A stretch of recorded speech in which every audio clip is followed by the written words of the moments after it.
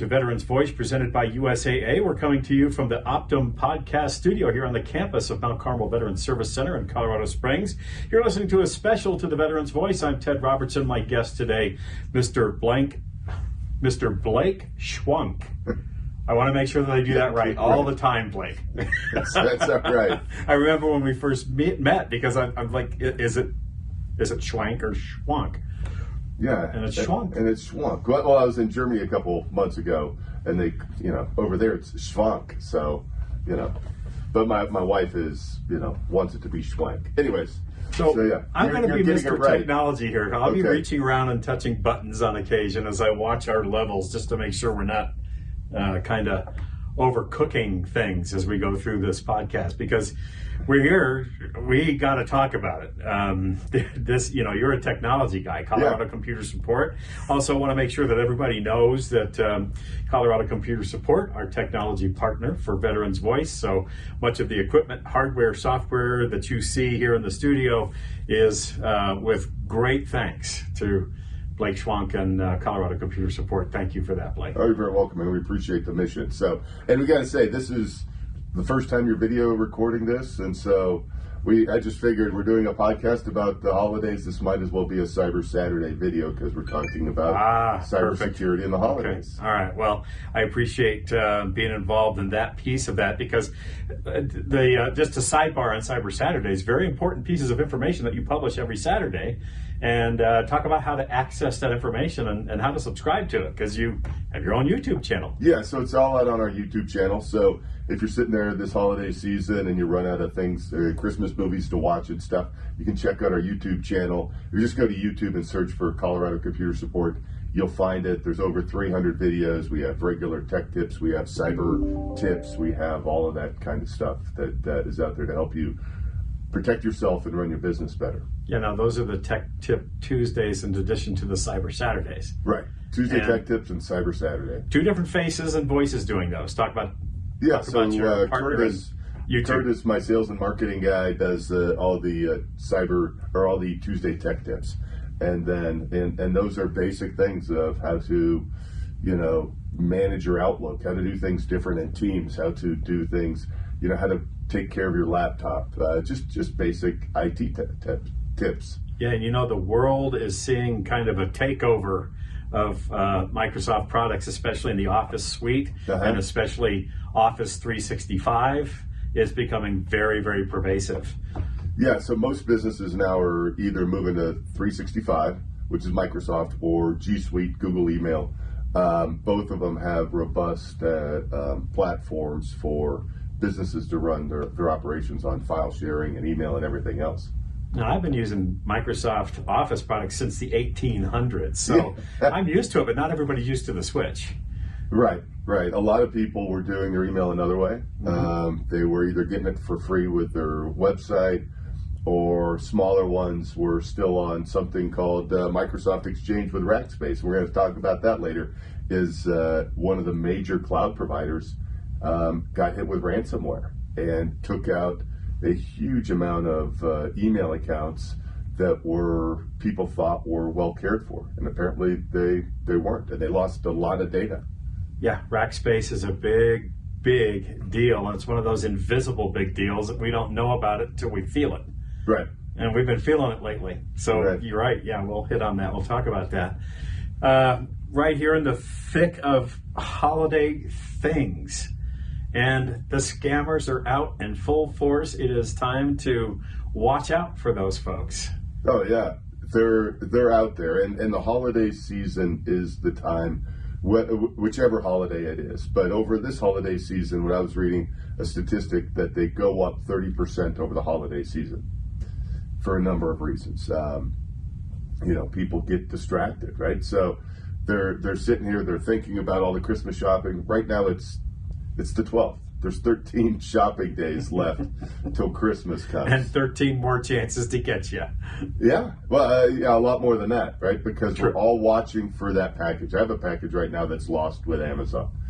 And, if I got an email from a shipper or from Amazon going, hey, here's your package, I might be tempted to click on that because it's really important that I get that package.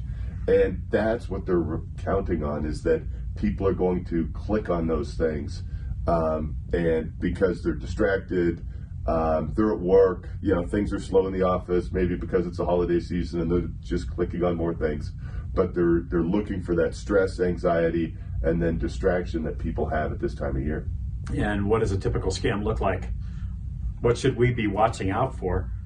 Oh, there's a number of things, but right now, it's that email about year-end bonuses, right? Because it's that time of year that people get that check that from the boss. It's shipping alerts. It's vendors. So you might get an email from Amazon that is not really from Amazon. And so if you have, every time you go to a website, make sure it is a trusted website that you know where you're going. It's not just from a link that you run into. And so, go out to the website, use a shortcut that you've saved that is Amazon, or type in Amazon.com or something like that if you're going to your bank. If you're going to go check on a shipping item, go to DHL, go to FedEx, go to UPS. DHL is the third most faked email domain out there. Of all scams out there, DHL falls in the third, because you get something in, says here's your tracking number, and you're just going to click on it. The habit that I've gotten in, because I've seen all of them, I'm doing the thing. It's a computer screen, plastic, and clicking. And somebody wants to fake you into thinking that you've got a package that's been misplaced. Don't go to the website and check it through the email link.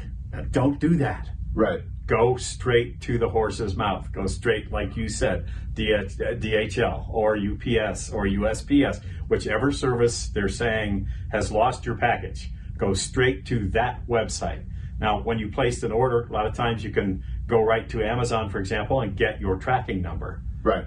Use that tracking number from the Amazon website. Do not click links in emails that if your spidey sense tingles at all, go to the source. Exactly. And then the other thing is, if you use a password manager to actually store difficult passwords, and then that password manager actually vets or verifies the website that you're at. So, one of the scams that's out there is to change letters for numbers on a domain. So in the case of Amazon, maybe it's amaz0n.com. And you're not paying attention, you're just clicking through, you get a link that takes you to that fake website.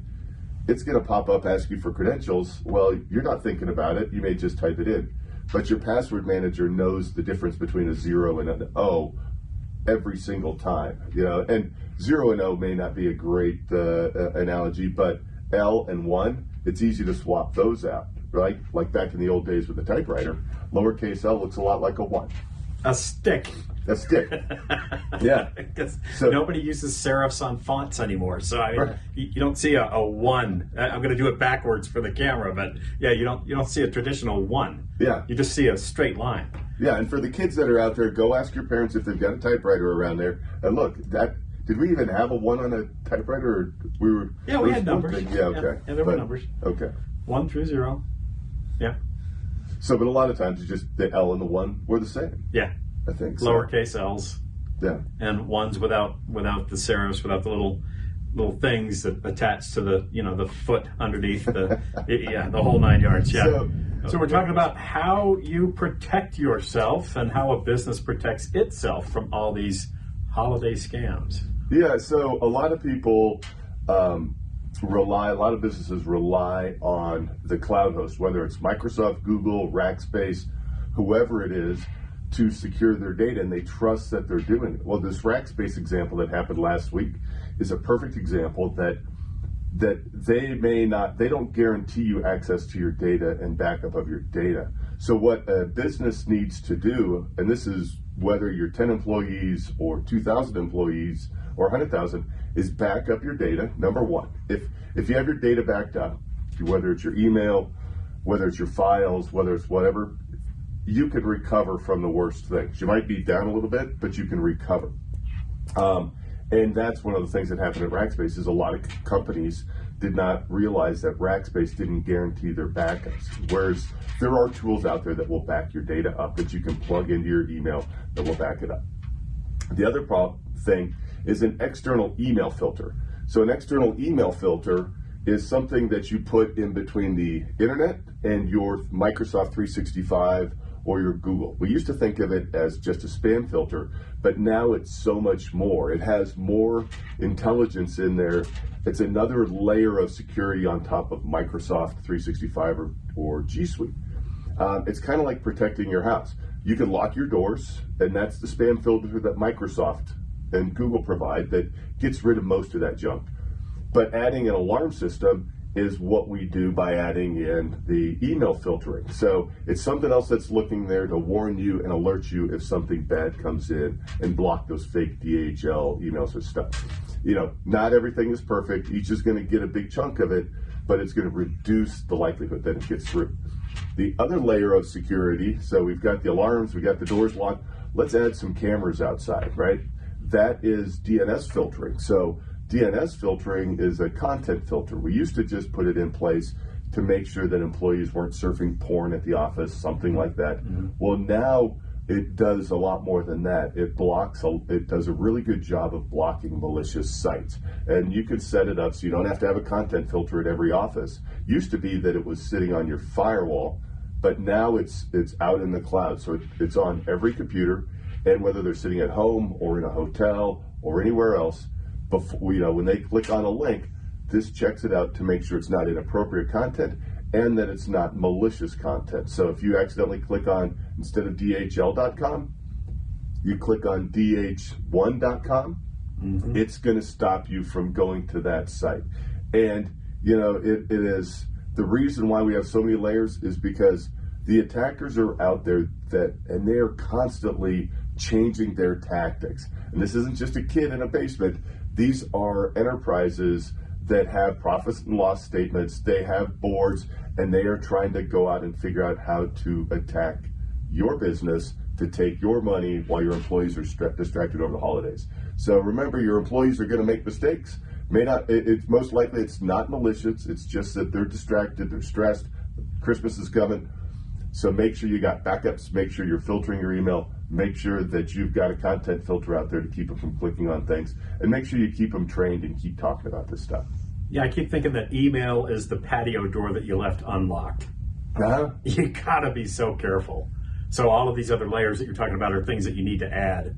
And you know that TV commercial that you see about the lady getting the email that she thinks is from her boss, that he wants a whole bunch of gift cards and send me over the pins when you're done? Yeah, that's $5,000 that could go screaming out the door if you're not careful enough to check. Right. Then that's a great point. You get that email about getting gift cards, the last safety measure as an employee, and to make sure you have this policy in place. If an odd request comes through, pick up the phone. And Ted, if you send me an email asking me to get you some gift cards, I'm going to call you up and I'm going to make sure I'm talking to you before I go do it. But that gift card scam is all over the place, and it happens. Well, and here's how an email like that reaches a guy like me with a company purchase card. Uh-huh. These guys are smart. They do their homework. They do their research.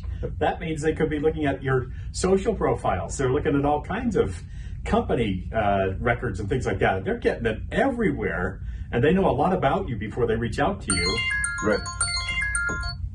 So that they can sting you with a scam like that. Exactly. They want that communication coming to you, sounding as legitimate as it possibly can sound. Right. A lot of times it works, right? Which is really unfortunate. And there's a lot of tools out there to help them do research on your business. It's not just your website saying, hey, you know, this person worked for me and they're my CFO. They're going out and using all the tools, because again, these are organizations that are attacking you. They're using all the tools that businesses use to do sales. They can get in there, use LinkedIn Sales Navigator, go in, discover your business, and wreak havoc on it. Yeah, so be careful what information you put out there. Be careful who's able to see it. Just be on your guard. These guys they're not overseas anymore. They're basically in your backyard.